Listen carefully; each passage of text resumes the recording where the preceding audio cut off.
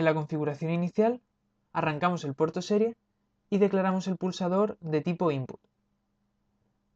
Para cada iteración del bucle principal, vamos a leer el estado del pulsador mediante la función digitalRead.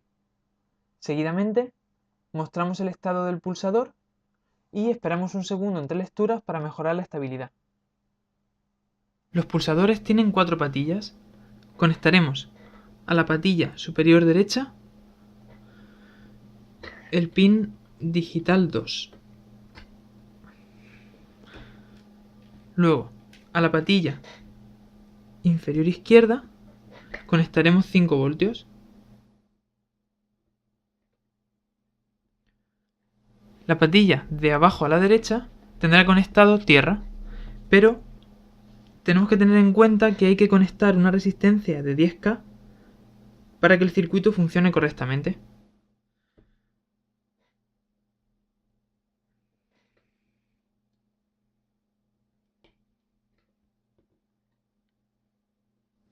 Ya tendríamos conectado nuestro circuito y vamos a visualizar el estado del pulsador en el monitor serie. Vemos cómo el estado de nuestro pulsador está a 0, es decir, no está pulsado. Si pulsamos el botón, vemos cómo las lecturas cambian de 0 a 1 durante el tiempo en el que el pulsador esté presionado. Si lo soltamos, vuelve al estado de inactivo o 0.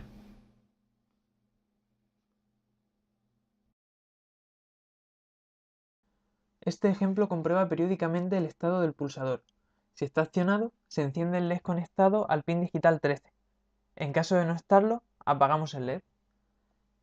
Declaramos dos constantes, una para definir el pin donde está el pulsador y otra para el LED. Además, usamos una variable para almacenar el estado del pulsador.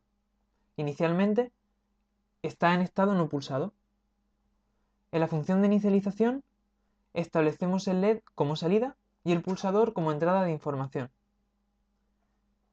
Tras ello, en la función principal, obtenemos el estado del pulsador y lo almacenamos en la variable buttonState. Ahora realizamos la comprobación del valor de esta variable. En caso de que el pulsador esté accionado, encendemos el LED usando la función digitalWrite. En caso contrario, es decir, si el botón no está pulsado, apagamos el LED. Para este ejemplo vamos a partir del prototipo que hicimos en el ejercicio anterior. Simplemente añadiremos un LED en el pin digital 13 para poder controlarlo a través del pulsador. Conectamos nuestro LED, seguido de una resistencia de 220.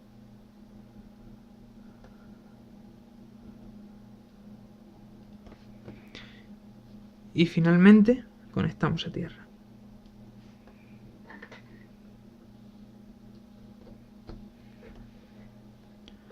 Conectamos nuestro Arduino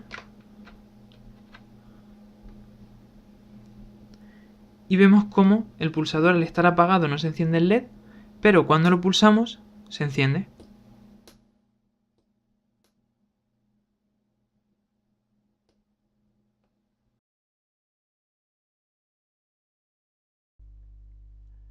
En este sketch vamos a realizar la misma tarea que en el ejemplo anterior, es decir, usar un pulsador para encender o apagar un LED.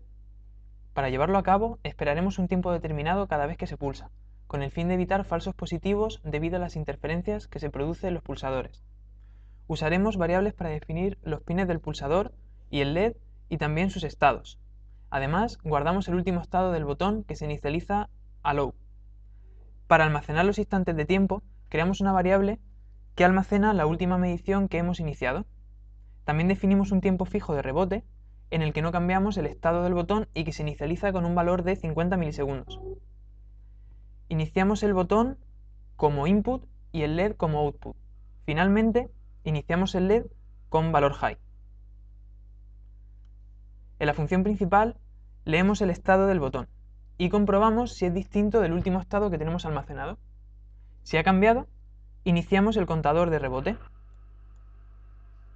A continuación, Comprobamos si ha transcurrido más tiempo que el definido como rebote, 50 milisegundos. En caso afirmativo, vemos si el estado del pulsador que hemos leído ha cambiado respecto al que teníamos almacenado. Si ha cambiado, actualizamos ese estado. Solo alternamos el estado del LED en caso de que el botón esté pulsado. Escribimos el estado del LED y finalmente actualizamos el último estado del pulsador con el estado que hemos leído al principio de la función loop. A modo de resumen, el programa consiste en lo siguiente. Si detectamos que ha cambiado el estado del pulsador, almacenamos el instante en el que hemos detectado el cambio. Si ha transcurrido más tiempo que el establecido como rebote, y además hemos detectado un cambio de estado, actualizamos el estado con el valor del pulsador leído. Solo actualizaremos el valor del LED si el pulsador está en estado high.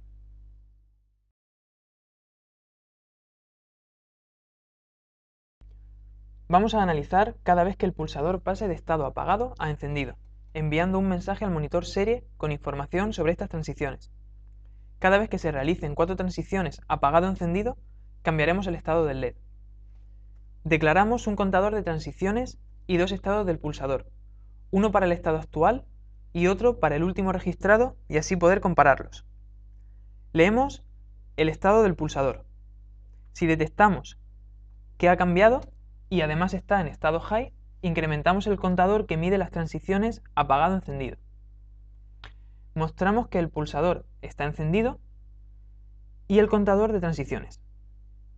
En caso de que el pulsador no esté activo, mostramos pulsador off. Tras ello, hacemos un delay de 50 milisegundos para evitar las interferencias. Finalmente, comprobamos si han ocurrido 4 transiciones, haciendo uso de la función módulo. En caso de que el módulo sea 0, indica que el contador es múltiplo de 4 y encendemos el LED. En caso contrario, lo apagamos. Vamos a estudiar cuándo pulsamos y cuándo soltamos el pulsador, y cada vez que pasamos de la transición apagado a encendido, aumentaremos un contador. Por tanto, estudiando la información que aparece en el puerto serie, si nosotros pulsamos, aparece un mensaje que dice pulsador on y el número de pulsaciones que llevamos acumuladas, en este caso 1. Si soltamos el pulsador, registra como que evidentemente lo hemos apagado. Volvemos a pulsar y soltamos. Así podemos ver cómo cada vez que pulsamos y soltamos aparece una línea en la que nos muestra la acción que hemos realizado y el número de veces que hemos pasado de la transición apagado a encendido.